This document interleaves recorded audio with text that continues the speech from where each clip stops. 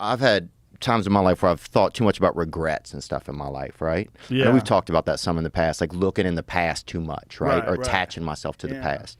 Has there been anything along your journey that you've kind of regretted? And then how do you deal with regret?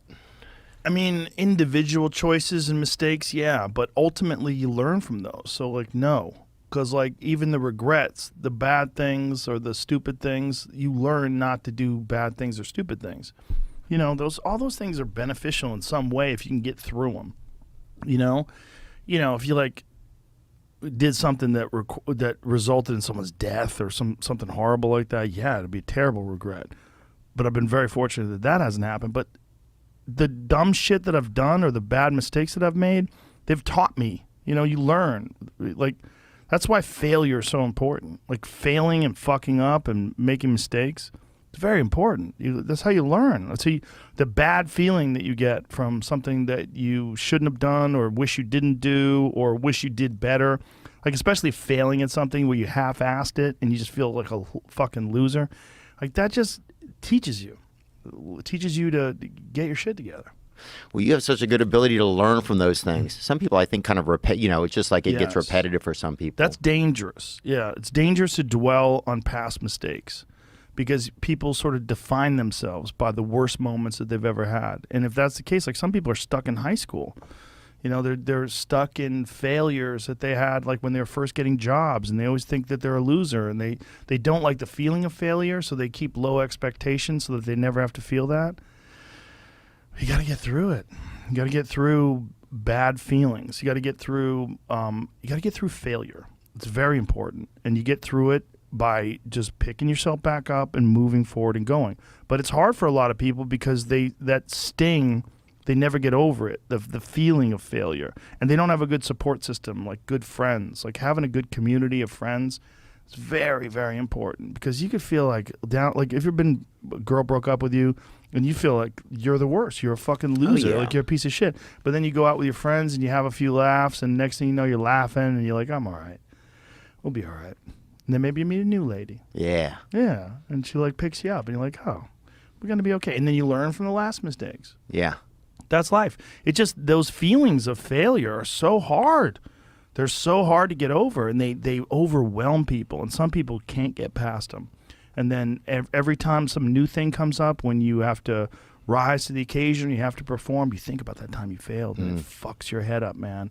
You think, I'm a fucking loser, I can't do this, I'm going to fail, I'm going to fuck up, you know? Like bombing. Like, how many times have you had a bad set, and you're like, God damn it, I suck at comedy, I can't do this. I can't do this. I suck at comedy. That's just it. I just suck. And then you define yourself that way, and you got to get over it. Yeah, I do notice, thankfully, you never have too bad in a row either, which is kind of interesting. Well, you learn from that one, and you're coming out guns blazing for the next show. Yeah. Yeah, maybe it activates some senses in you. Did you feel like you learned that from somebody, or did you always just have that kind of intuition when it comes to that kind of stuff? I think I learned it from martial arts because you get your ass kicked, and you don't want to get your ass kicked again. You either quit fighting or you learn how to get a lot better, and then you get your ass kicked in training, which happens all the time. And, you learn from those mistakes. You learn, like, maybe you were stationary too much, or maybe you telegraphed too much, or maybe you got tired and you haven't been doing your cardio. Like, those failures that you have from martial arts are so consequential because you get hurt. Like, you physically get punished, and then you don't want that to happen again. So you got to be either quit or get way better.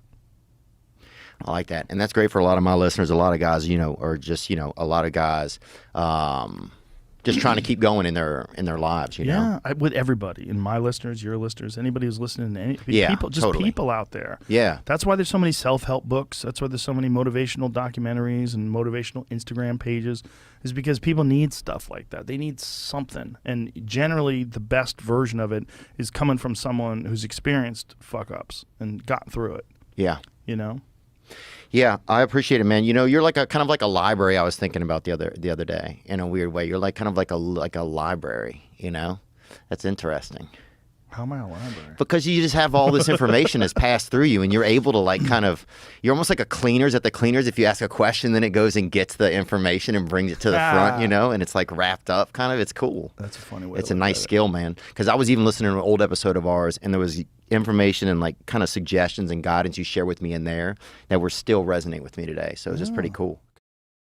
Hope you enjoyed that video, and you can watch another, and you can watch this one, you can watch this one.